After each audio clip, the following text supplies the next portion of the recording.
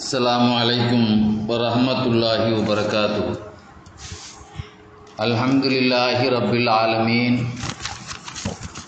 வஸ்ஸலாத்து வஸ்ஸலாமு அலா சய்யிதில் முர்சலீன் வ ஆலிஹி வ ஸஹ்பிஹி அஜ்மஈன். அல்லாஹ்வுடைய நல்லடியார்களே,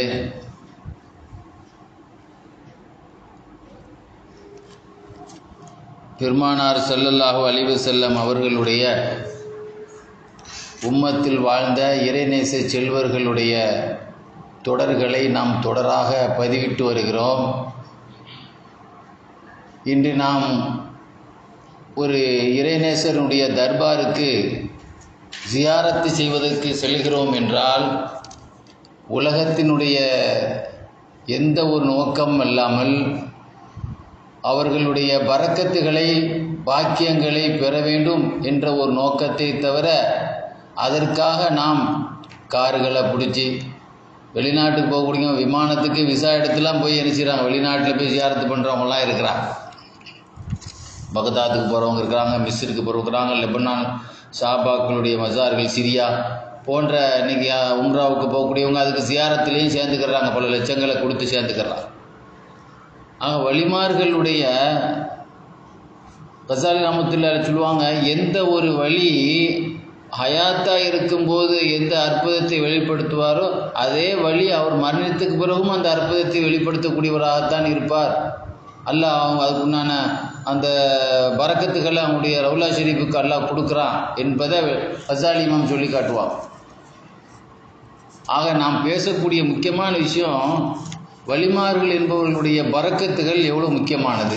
அவங்க வாழ்ந்த காலத்தில் அவங்களுடைய அடக்க ஸ்தலங்களில் நம்முடைய ஜியாரத்துக்கு வரக்கூடியவங்க, அவங்கள ஹயாத்திலேயே ஜியாரத்தில் நேரடியாக சந்தித்தவங்க எவ்வளோ பெரிய பரக்கத்துக்களை பெற்றிருக்கிறாங்க அப்படிங்கிறத தொடர்ச்சியாக நம்ம பார்க்குறோம். அதில் தாவூத் இப்னுல் அஸப் என்ற ஒரு பெரிய சூஃபி ஞானி இருந்தாங்க, பிரபலமான ஒரு சூஃபி. இவங்களுடைய வாழ்க்கையில் நடந்த நிறைய பரக்கத்துகள்.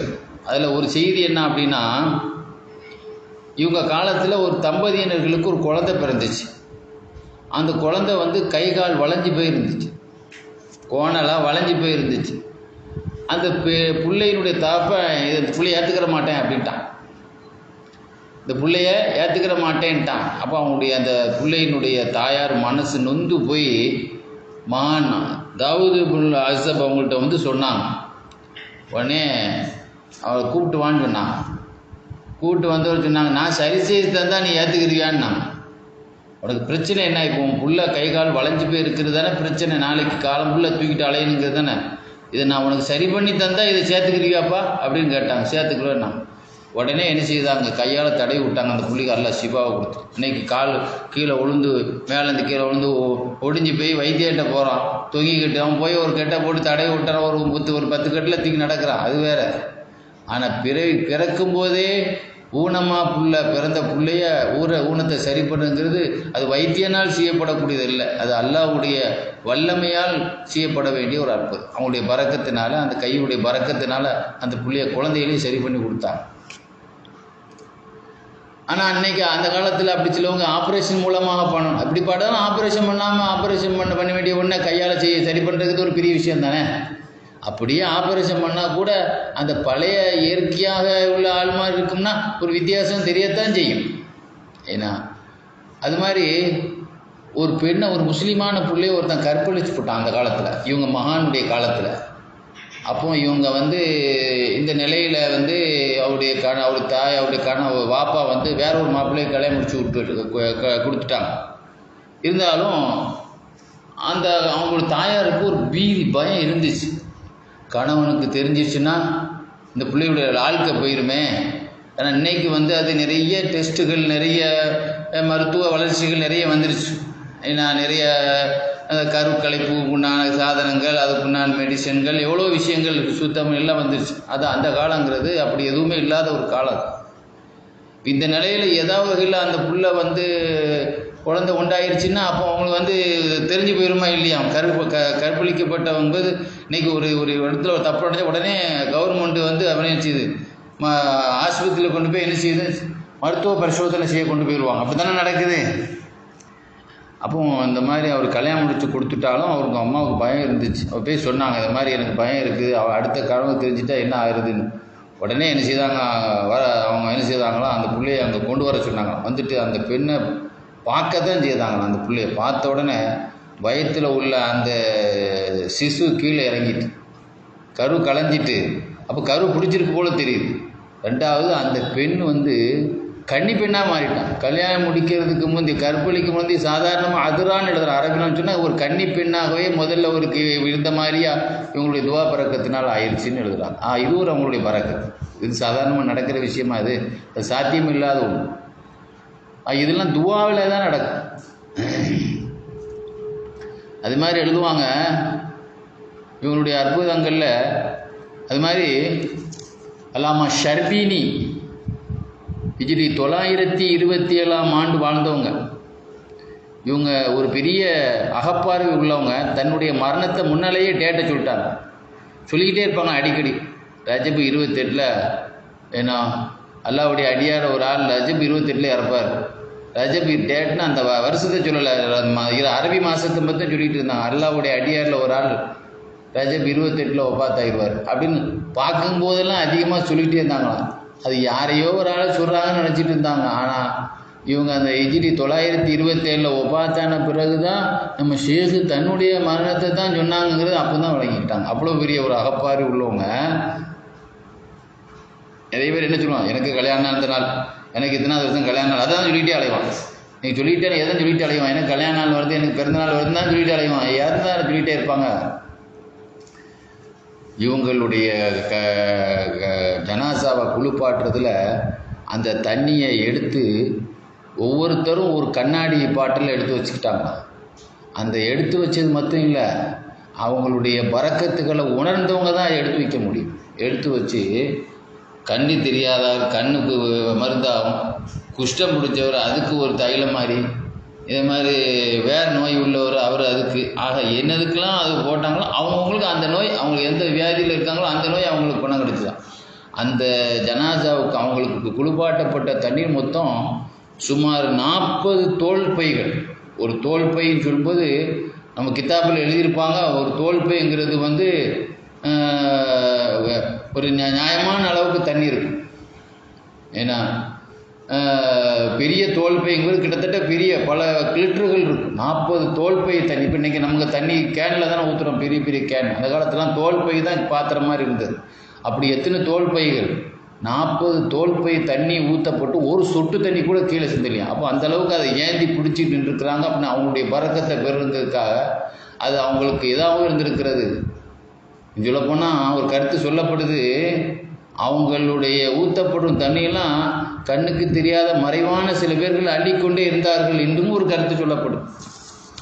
அப்போ அப்படிப்பட்ட ஒரு பாக்கியமான அவங்களுடைய பரக்கத்துக்களை அவங்களுடைய அவங்களுடைய முரீதீன்கள், சீடர்கள், அவங்களுடைய ரசிகர்கள் சொல்லுவோம்ல முரீதீன்கள், அவங்க பிரியர்கள். ஏன்னா அதை ஒரு சொட்டு கூட கீழே என்ன செய்யலை, சிந்த விடாமல் அதை கண்ணாடி பாட்டல்கள் எடுத்து வச்சு அதை என்ன செய்தாங்க, தங்களுடைய நோய்க்கு நிவாரணத்துக்காக பயன்படுத்தினார்கள் என்று எழுதி காட்டுவாங்க.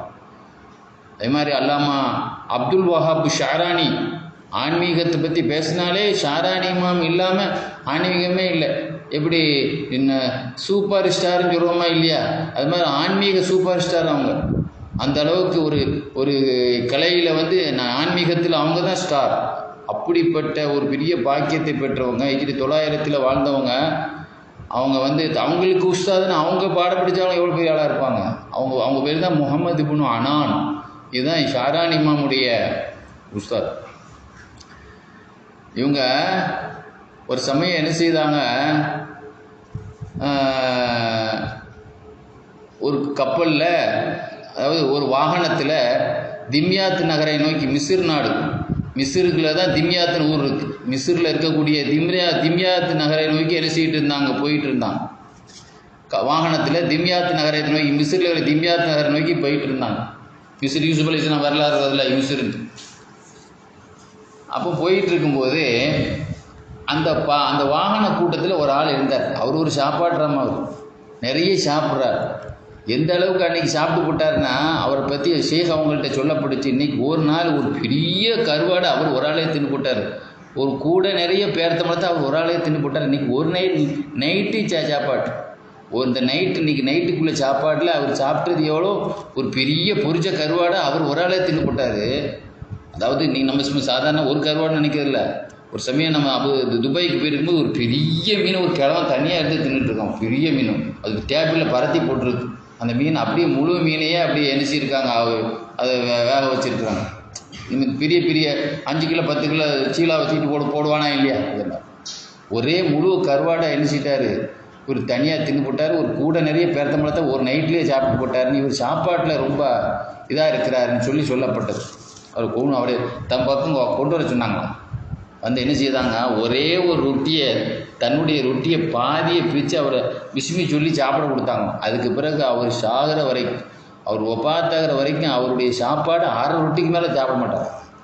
அது வரைக்கும் ஒரு கூட பேர்த்தம்பழத்தை தின்னுட்டு இருந்தவர் ஒரே ஒரு கிலோ கணக்கு உள்ள கருவாடை தானாக ஒரு ஆளாக தின்னவர், ஒரு பெரிய கருவாடை தானாக தின்னவர் 6 ரொட்டி தான் அவங்க பிஸ்மி சொல்லி கொடுத்தாங்களாம். அதுக்கு பிறகு என்ன இல்லை, அவர் 6 ரொட்டியோடு வயிறு அடைஞ்சிடுமா அவர். இந்த நிகழ்ச்சிக்கு பிறகு அவங்க குடும்பத்துக்கெல்லாம் வந்து சொன்னாங்களாம், நல்ல வேலை எங்கள் செலவை லேசாக்கிட்டீங்க, இவரால் எங்களுக்கு ரொம்ப செலவு அப்படின்னு சொல்லிட்டு போனாங்க. அவர் சாப்பாடு உங்கள் பறக்கத்தை கொண்டு கண்ட்ரோல் பண்ணிட்டீங்க, எங்களுக்கு ரொம்ப லேசாக உண்டாக்கிட்டீங்க. ஏன்னா எங்களுக்கு குடும்ப செலவு ரொம்ப லேஸ், இவரால் நாங்கள் இதை சாப்பிட்டே நிறைய சொத்து வித்து கூட வித்துலாம் போக வேண்டிய நம்ம வந்துடுமா இல்லையா. அதனால் ரொம்ப லேசாக இப்போ பெரியவங்களே இவங்க ரொம்ப சுக்ரியான்னு நன்றி சொல்லிட்டு போனாங்க. ஏன்னா அந்த அளவிற்கு இவங்களுடைய துவா பறக்கு. இவங்க காலத்தில் ஒரு மனிதர் வந்தார். அதாவது இவங்க ஹயாத்தாக இருக்கிற காலத்தில் ஒரு கபர்ஸ்தான்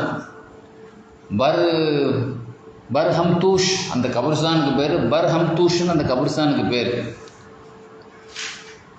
அப்போ ஒவ்வொரு முஹல்லாவுக்கு ஒரு கபர்ஸ்தான் சொல்கிறோம்ல, இங்கே பெரிய கொத்துவாப்பள்ளி கபர்ஸ்தான், புதுமன்பள்ளி கபர்ஸ்தான் சொல்கிறோமா இல்லையா, அது பர்ஹம்தூஷ்ங்கிறது அவங்க அந்த ஊர். பர்ஹம்தூஷ் என்ற ஒரு கபர்ஸ்தான்லேருந்து ஒரு சத்தம் கேட்டுச்சு. உள்ளே இருந்து ஒரு ஜனாசா அடக்கப்பட்ட ஒரு மையத்து காலையில் இருந்து நைட்டு வரைக்கும் ஒரே ஒப்பாரி சத்தம், ஓலை விளங்குதாம்மா, அலறல்.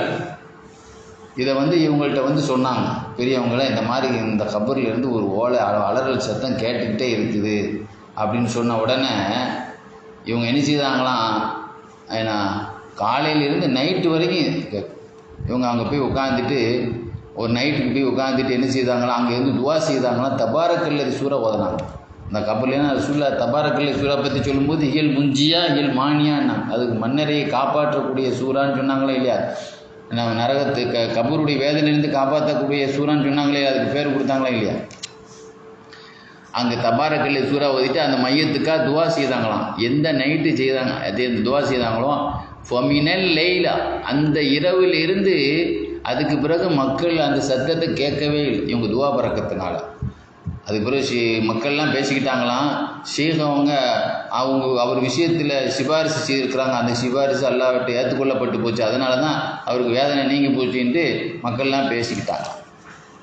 அது மாதிரி இவங்களுடைய பரக்காத்துகளில் முக்கியமான ஒரு பரக்கத்து என்ன அப்படின்னா, ஒரு ஆள் சோமில்லாமல் இருக்கிறாருன்னா ஷேக் அவங்க வந்துட்டாருன்னா அவர் எஞ்சிடுவாங்களாம், ஷேக் அவங்க நோயாளியே படுத்துடுவாங்க, அந்த நோயை தாங்கிக்கிடுவாங்க. இவங்க எங்கே வர்றாங்களோ, எந்த நோய் ரொம்ப மோசமான கண்டிஷனில் படுத்த படிக்காக இப்போமோ அப்போமான்னு சொல்லி நம்ம பயந்துக்கிட்டு இருக்கக்கூடிய நிலையில் இருக்கக்கூடியவங்கள்ட்ட அவங்கள பார்க்க இவங்க வந்துட்டாங்கன்னா ஷேக் உடனே எணிச்சிடுவாங்க, படுத்து தூங்கிடுவாங்களாம். அவர் நோயில் எழ முடியாமல் கிடக்கிறாரு, அவரே எஞ்சிடுவாரா புத்துணர்ச்சியோடு.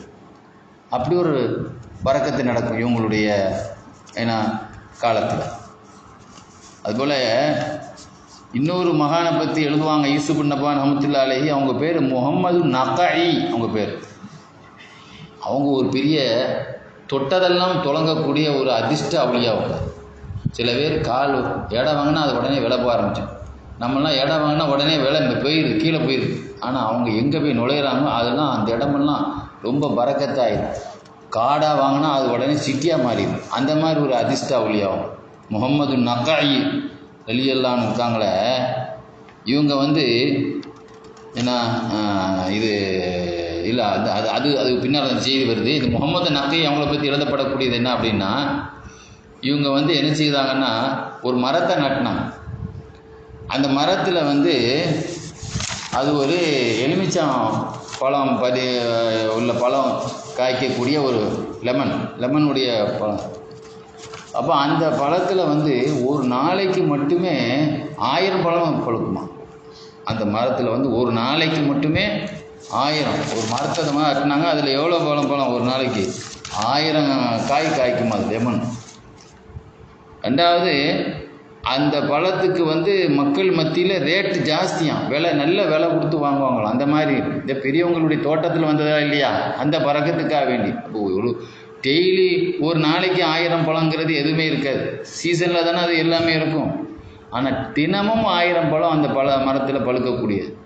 இதனால் ஒரு திருட்டு கூட்டம் ஒரு நைட்டோ வந்து அந்த பழத்தை எடுக்கிறதுக்காக வந்தாங்க. வந்தவனுக்கு கண்ணு தெரியல போகிறது, பழத்தை ஃபுல்லாக பறித்து எடுத்துட்டான். போகும்போது கண்ணு தெரியல. ஷேக் அவங்க வந்துட்டாங்க. வந்த பிறகு அவங்கள்ட்ட மன்னிப்பு கேட்டாங்க. மன்னிப்பு கேட்டு உறுதிமொழி எடுத்தாங்க, இனிமேல் திரும்ப வரமாட்டேன்னு சத்தியம்தான். அதுக்கு பிறகு அவன் பாவம் மன்னிப்பு தேட்ட பிறகு தான் அவன் துவா பறக்கத்தை கொண்டு அவனுக்கு பார்வை கிடைச்சி திரும்ப போனான். அப்படி ஒரு அற்புதமான ஒரு பெரியவங்க. நான் முதல்ல சொன்ன ஒரு அதிர்ஷ்டமான, அது பின்னால் வருது, நம்ம அதை மாற்றி சொல்லிட்டோம். அடுத்து முஹம்மது இப்னு அப்துல்லா துஹ்னி, யமன் நாட்டில் இருக்கக்கூடிய துஹுனாங்கிறது ஒரு அந்த யமனில் இருக்கக்கூடிய ஒரு கிராமம். அந்த ஊரை சார்ந்தவங்க தான் முஹம்மது இப்னு அப்துல்லா துஹ்னி ரலியல்லாஹு தஆலா. ஏன்னா இவங்க ரொம்ப சொல்லுவாங்க, நான் ரொம்ப கஷ்டப்பட்டோம், குடும்பமே ரொம்ப வறுமையில் ரொம்ப கஷ்டப்பட்டாங்க.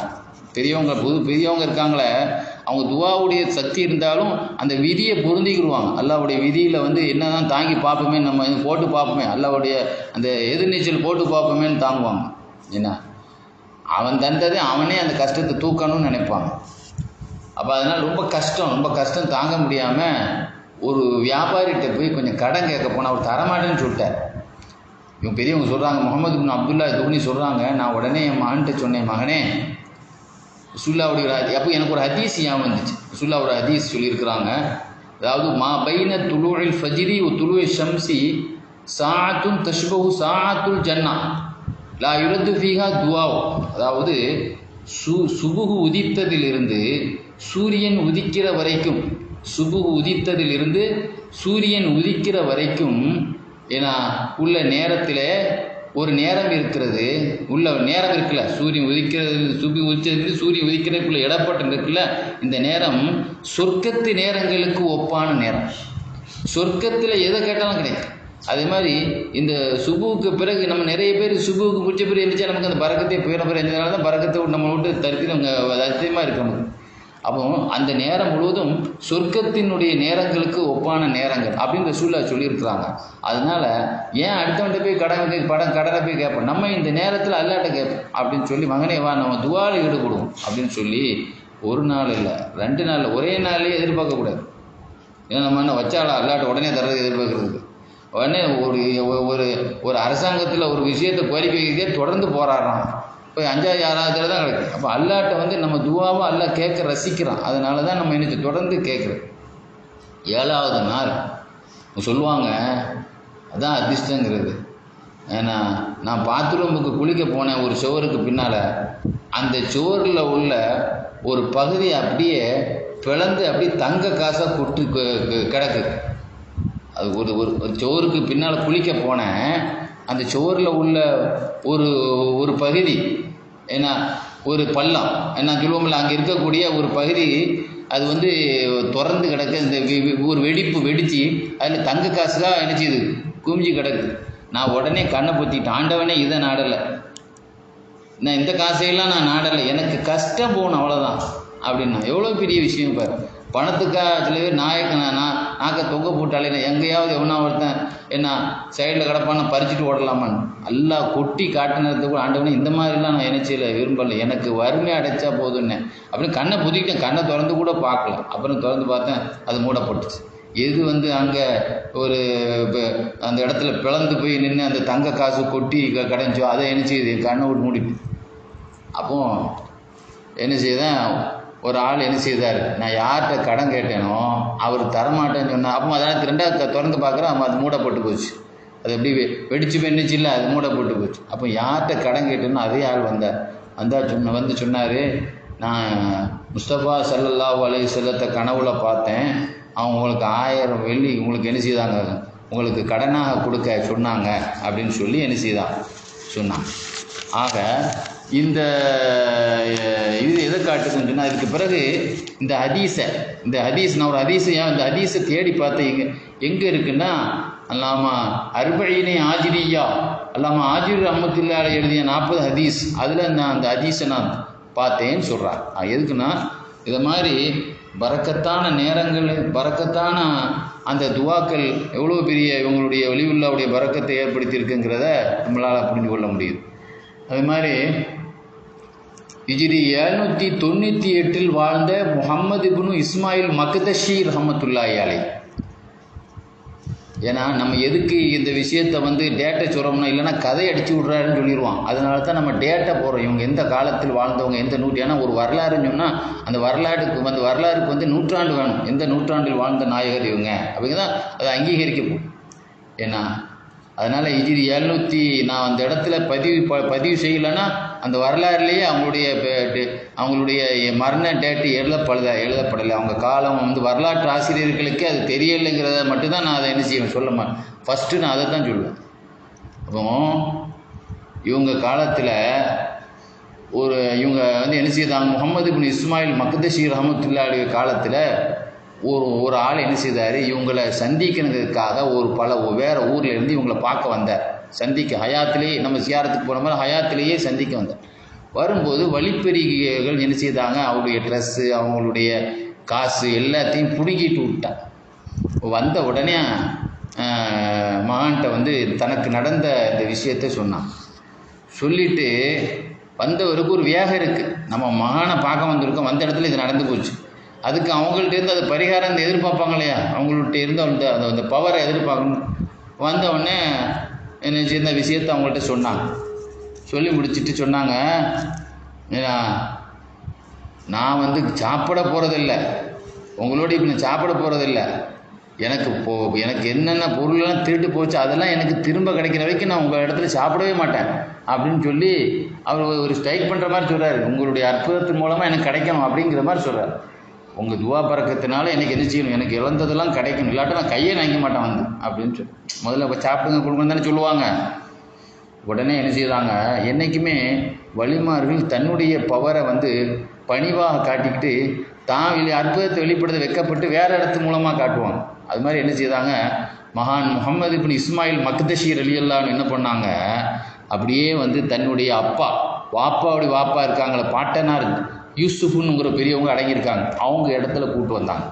அந்த அற்புதத்தை அவங்கள்ட்டேருந்து வெளிப்பட்ட மாதிரி காட்டி தன்னை முன்னிலைப்படுத்தாமல் இருக்கிறது, இது அவங்களுடைய பணிவுங்கிறது. இப்போ இவங்க தான் இப்போ ஹீரோ, இப்போ இவங்களுடைய அற்புதத்தை எழுதப்பட்டிருக்கு, அது வெளியே நம்ம பந்தா பண்ணக்கூடாதுங்கிறதுக்காக செய்வாங்க, பணிவை காட்டுறதுக்காக தங்களுடைய அப்பாவுடைய ரவுலா ஷெரீஃபை கூப்பிட்டு வந்தாங்க.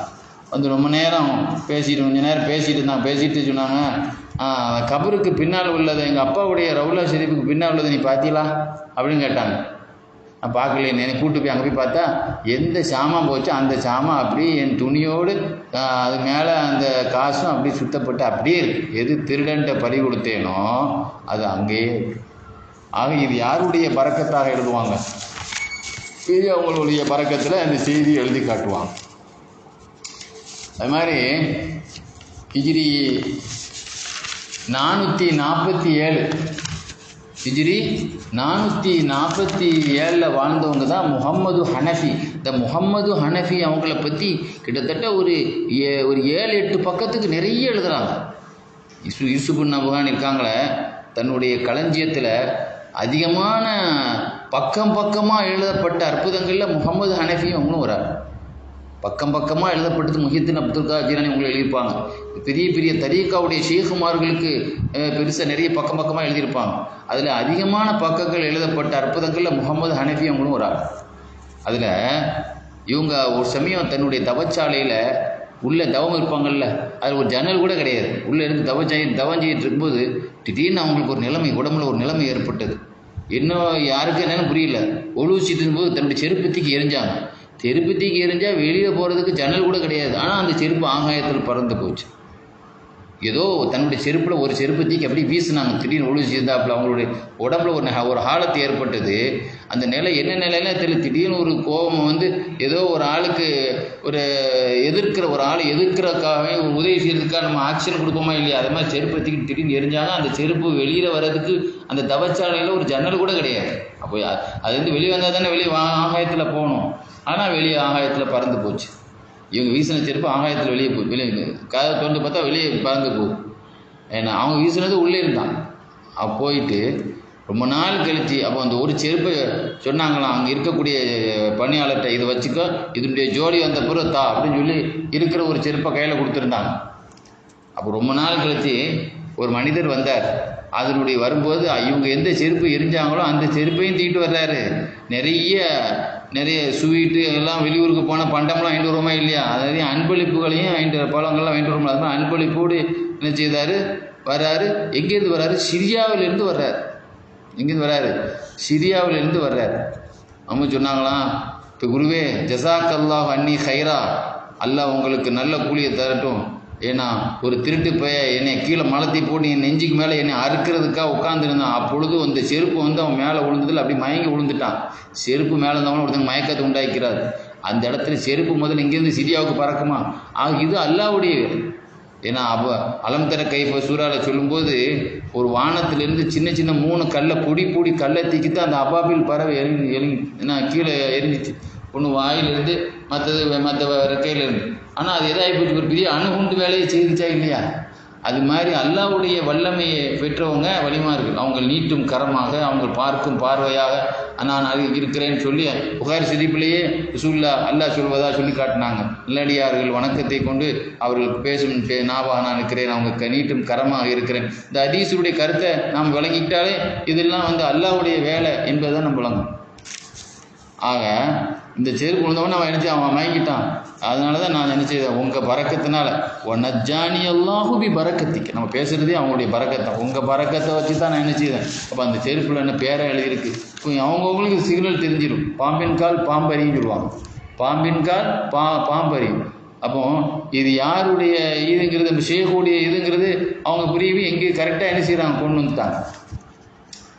அது மாதிரி முஹம்மது இப்னு ஈசா ஸைலஇ ரலியல்லாஹு அன்ஹு, இவங்க ஹிஜ்ரி 787 வாழ்ந்தவங்க. அவங்க ஊரில் ஒரு பள்ளியாசல் ஒன்று கட்டினாங்க. அவங்க ஊரில் ஒரு பள்ளியாசல் ஒன்று கட்டும் பொழுது ஒரு ஆள் உயரமான இடத்துலேருந்து கீழே விழுந்துட்டார். சில பேர் வந்து கம்பு சாரம்லாம் போட்டு தானே இன்றைக்கி வந்து இருக்கிறாங்க. கம்பெல்லாம் கட்டி சாரம் போட்டு தானே நிற்கிறாங்க எல்லோரும். உயரமாக கட்டினா உயர்த்திட்டே போகும்போது மேலே வரைக்கும் அதுக்குண்டான பாதுகாப்போடு இருந்துப்போம். ஒரு ஆள் மேலேருந்து கீழே விழுந்ததில் ஒரு கால் அவருடைய கழுத்து முறிஞ்சிடுச்சு. நிறைய பேர் கழுத்து முடிஞ்சிட்டாலே மூத்தாவே போயிடுவாங்க. ஏன்னா உடனே அவரை தூக்கிட்டு வந்தாங்க. பிடரியில் அடி வாங்கிட்டாலே அது வந்து என்ன ஆயிரும், உயிருக்கு ஆபத்தாயிரும். அப்போ அவர் ஷேக்கிட்ட தூக்கிட்டு வந்தாங்க. வந்த உடனே அந்த தன்னுடைய கையால் இப்போ மசஹா எதிகி இப்போ தஃபலா, ஏன்னா அவங்க மேலே என்ன செய்தாங்க, அந்த கழுத்தில் வந்து துப்பி ஏன்னா கையால் தடவி கொடுத்தாங்க. உடனே அந்த மாதிரி காயமே இல்லாத அளவுக்கு எஞ்சி 2 கடலுக்கு மேலே ஏறி கட்டிகிட்டு இருந்தாங்க. அடுத்த நொடியில் மூச்சு பேச்சு இல்லாமல் தூக்கிட்டு வந்தவரை உடனே அவங்களுடைய உமிழ் நீரை தடவி விட்டு தடவின உடனே அடுத்து எஞ்சி அவர் வேண்டாம் கட்டுமானத்தில் ஈடுபட்டு விட்டா என்று எழுதி காட்டுறார். ஏன்னா அதே மாதிரி இவங்க மகானுடைய மகன், ஒரு வாலிப பருவத்தில் இருக்கக்கூடிய மகானுடைய மகன் ஒரு வாழ்வீச்சு. அந்த காலத்தில் வந்து அரபு நாடுகளில் வந்து வாழ்வீச்சு இருந்தது. கிராமங்களில் வந்து வாழ்வீச்சு சண்டை நடந்தது. அதாவது இந்த இது நடக்கும்ல, வாழ்வீச்சு போட்டி நடக்குமா இல்லையா, அது மாதிரி கிராம போட்டிகளில் ஒரு வாழ்வீச்சு பயிற்சி போட்டி நடந்தது. அதில் நம்ம மகானுடைய மகன் வந்து இந்த வாழ்வீச்சு நடந்ததில் வந்து ஒரு ஆளுடைய கண்ணு பிதுங்கி கண்ணு வெளியே வந்துட்டு பட்டு, இந்த வேடிக்கை பார்த்து நிற்பாங்களா இல்லையா, அதில் கண்ணு பிதுங்கி வந்த உடனே மகானவடத்தில் இந்த விஷயம் உங்களுக்கு கேள்விப்பட்ட உடனே நேராக அங்கே வந்து அந்த பையனை அழைச்சி அது வரத்த ஐன ஊஃபி மௌலிகா, அந்த கண்ணை நம்ம ஹதீஸில் வந்திருக்கு. ரசூலுல்லாஹ் உஹது போர்க்களத்தில் கதாதத்து இப்னு நுஅமான் தான், நாயகமே இந்த கண்ணால் உங்களை பாதுகாத்துட்டு இருந்தேன், அந்த கண்ணை உங்கள் கண்ணில் விழுதக்கூடாது, என் கண்ணால் உங்கள் கண்ணை பாதுகாத்தேன், கண் வந்து பிதுங்கி அப்படி கண்ணத்தில் தொங்கிட்டு உங்கள் கண்ணில் விழ வேண்டிய அம்பு என் கண்ணில் விழுந்துட்டு நான் இப்போ தான் கல்யாணம் முடிச்சிருக்கேன். ஏன்னா இது மாதிரி என்னுடைய குறைவுள்ள உறுப்பு ஆளாக இருந்தால் என்னுடைய மணிகள் என்னை ஏற்றுக்கிடுவாங்கன்னு தெரியல, நானே பெண்ணோடு வாழணும்னு ஆசைப்படுறவன் அப்படின்னு சொன்ன உடனே ஸல்லல்லாஹு அலைஹி வஸல்லம் அப்படி அந்த தேய்ச்சி மூஞ்சி தடவி விட்டாங்கன்னு வருதா இல்லையா, அதே மாதிரி அற்புதத்தை இவங்க என்ன செய்தாங்க. அது இந்த இடத்துல என்ன செய்வோம், பசக்க அலைகா, அந்த கண்ணில் என்ன செய்தாங்க, அந்த பிரிங்கி வந்த கண்ணை வந்துட்டு அந்த இடத்துல உமிழ்ந்தார்கள். ஆதத்து கமாக்கான, அது எப்படி இருந்ததோ அதே போல் ஆகிவிட்டது என்று என்ன செய்தாங்க எழுதி காட்டுறாங்க. ஏன்னா அதுபோல் முஹம்மது தௌஅனி இவங்கள தான் நான் சொன்னேன், ஒரு அதிர்ஷ்டமான அவளியான்னு சொன்னேன். இவங்க காடை வாங்கினா அது சிட்டி ஆயிருக்கணும்னா இல்லையா, அதுதான் அந்த பேரை மாற்றி சொல்லி தான் இவங்க தான் அந்த பேர். முஹம்மது தௌஅனி சூஃபி யமன் நாட்டை சார்ந்தவங்க. 720 வாழ்ந்தவங்க. இவங்க வந்து ஒரு காட்டில் வந்து தங்கிட்டாலே அங்கே நதிகள் எல்லாம் உருவாயிருக்கும். அது தண்ணியெல்லாம் அப்படி பீரிட்டு வந்து சில நேரத்தில் நதி ஒரு பாறை வெடித்து கூட நதி வர ஊர்லாம் இருக்குது. எங்கேருந்து நதி வருதுன்னா தெரியாது. சிங்கப்பூரில் போனோம்னா ஒரு சிங்கத்தை அப்படி சில மாதிரி வச்சு அதுலேருந்து வாயில் தண்ணி வரும் மாதிரி, அது செயற்கை, அதே தான் வந்துக்கிட்டே இருக்குது. இது அப்படி கிடையாது, எங்கேருந்து தண்ணி வருது, பாறையிலேருந்து கூட நதி வந்துடும். அப்போ இவங்க இருக்கிற ஏரியாவில் நதிகள் உருவான உடனே எல்லோரும் மக்கள் எல்லாம் அங்கே படையெடுத்து உடனே என்ன செய்தான், மரங்கள் நட்டி வச்சு விவசாயம் பண்ண வச்சு எல்லோரும் அங்கே குடிவர ஆச்சு. அது ஒரு பெரிய சிட்டியாக ஆயிருமா. உடனே ரியல் எஸ்டேட் மன்னர்கள்லாம் அங்கே வந்து வராங்க. அது கொஞ்சம் தேவையில்லை, கொஞ்சம் தண்ணி வந்துன்னா ஓடி வந்துடுவாங்கல்ல. அப்புறம் ரியல் எஸ்டேட் மன்னர்கள், உலக பிரியர்கள், பணக்காரர்கள், பங்களா கட்டுறவங்க ஃபுல்லாக அங்கே வந்துட்டால் ஆகா இது சரி வராதுன்னு சொல்லி சேர்க்கவங்க அந்த இடத்த விட்டு இன்னொரு இடத்துக்கு எங்கே போங்களாம், வறட்சியான ஒரு பஞ்சமான இடத்துல போய் ரெண்டாவது குடியேறுவாங்களாம். அங்கே போனோன்னா அதுவும் அங்கேயே தனி வரத்து அதிகமாகி அதுவும் தோட்டம் துறங்களாக ஆயிரும். ஆக இவங்க கூட்டம் சேர்ந்த உடனே அந்த இடத்த விட்டு ஓடுவாங்களாம். எழுதுறாங்க, துன்யா அவங்களை நோக்கி துரத்த ஆரம்பித்தது, ஆனால் துன்யா விட்டு அவர்கள் ஓட ஆரம்பித்தார். நீங்கள் போகிற இடத்துலலாம் நாங்கள் சிட்டி ஆகிக்கணும்னா கூட அவங்க காடை போனால் அது நாடாகிட்டே இருந்துச்சு. ஏன்னா அதான் எழுதுறாங்க, தக்கலை இல்லை அந்த இடத்த விட்டு காலி பண்ணி போயிடுவாங்க. இப்போ காணத்து துன்யா ஏன்னா அவர்களை தேடியது ஒவ்வொரு எஹரிப்புங்க, துன்யா விட்டு அவங்க ஓட ஆரம்பித்தாங்க அப்படின்னு சொல்லுவாங்க. ஆக அவங்க தொட்டதெல்லாம் தொடங்கக்கூடிய ஒரு பாக்கியத்தை அல்லாஹ் கொடுத்தான். அதே மாதிரி அபு அப்துல்லா முகமது இப்னு உமர் அப்படிங்கிறவங்க யமன் நாட்டில் கரியத்தை பைத்த ஹுசைன் என்ற ஊரில் வாழ்ந்தவங்க. அதுக்கு பின்னால் ஷேகுடைய ஊர்னே பேர் வந்துட்டு, இவங்க மகானுடைய ஊர் அப்படின்னு இவங்க பேர்லேயே அந்த ஊருக்கு இவங்க பேரே அந்த இவங்க சட்டமேத இவர்களுடைய ஊர் என்றே பேர் வந்துடுச்சு. இவங்க பேரே அந்த ஊருக்கு வச்சுட்டாங்க. ஹிஜ்ரி 718 வாழ்ந்தவங்க யமனில். ஏன்னா இவங்களுடைய பற்றி எழுதுகிறாங்க, இவங்களை பார்க்குறதுக்காக வேண்டி ஜபீது நகர்லேருந்து ஒரு கிராமவாசி வந்தார். எனக்கு காலில் ஒரு வியாதி அப்படின்னு சொல்லி அந்த வியாதினால் நான் எத்தனையோ மருத்துவர்களே அதை குணப்படுத்த முடியாதுன்னு சொல்லிட்டாங்கன்னு சொல்லி ஒரு காலில் உள்ள ஒரு வியாதி. உடனே இவங்க என்ன செய்தாங்க, அதுக்கு தன்னுடைய கையாலே என்ன செய்யணும், சில இடத்துல இந்த ட்ரீட்மெண்ட்லேயே இந்த கரிக்கிற வச்சு ட்ரீட்மெண்ட் கொடுப்பாங்க. சில இடத்துல இது போன்ற கரண்ட் வைக்கிறாங்களா இல்லையா, இந்த கரண்ட் வச்சு ட்ரீட்மெண்ட் கொடுக்குறாங்களா இல்லையா சில விஷயங்களுக்கு, அதை மாதிரி கையாலேயே என்ன செய்தாங்களா அந்த இடத்துல எந்த இடத்துல ஒரு பிரச்சனை இருந்ததோ அந்த இடத்துல கையாலேயே நெருப்பு வச்சாங்களாம். அவர் தன்னுடைய கையால் அந்த இடத்துல என்ன செய்தாங்க, கை விரலால் என்ன செய்தாங்க, கையால் துப்பாக்கி சுடுற மாதிரி கையால் வைக்கிறாங்க. அந்த நெருப்பு என்ன செய்யுது, அந்த கரண்ட் அந்த கரண்ட் வைக்கிற மாதிரி அந்த நெருப்பு அந்த இடத்துல சூடு விழுந்து விரலாலேயே அப்படியே கோடு போட்டுகிட்டே இருந்தாங்க. எந்த இடத்துல அந்த பிரச்சனைக்கு கோடு போட்டே இருந்தாங்க. சொன்னாங்க, ஹயாத் இருக்கிற வரைக்கும் திரும்ப பிரச்சனை இங்கே வராது, இந்த இடத்துல பிரச்சனையே வரையும் ஹயாத்தில் வரைக்கும் எனக்கு திரும்ப வராதுப்பா அப்படின்னா. கரெக்டாக இந்த மாதிரி கோடு போட்டு விட்டாங்களா இல்லையா, அந்த இடத்துல ஒரு 7 நாளைக்கு பிறகு திரும்ப இந்த புண்ணு காஞ்சிட்டுனா கீழே கொஞ்சம் கொஞ்சமாக விழுமா இல்லையா, அது மாதிரி அந்த விழும் பொழுது நெருப்பில் காஞ்சி போனதெல்லாம் என்ன சாம்பல் மாதிரி கருப்பாக தானே விழும். நெருப்பு சூடு காட்டுறதுல என்ன விழும், அந்த மாதிரி தானே விழும். ஆக அதுக்கு பிறகு 7 நாள் கழிச்சு இவங்க நெருப்புலாம் கையில் வைக்கல, கையால் கோடு போட்டு ட்ரீட்மெண்ட் எடுத்தது தான். ஆனால் அதுலேருந்து நெருப்பு என்ன செய்யுது, இந்த சூடுகள் வந்தது.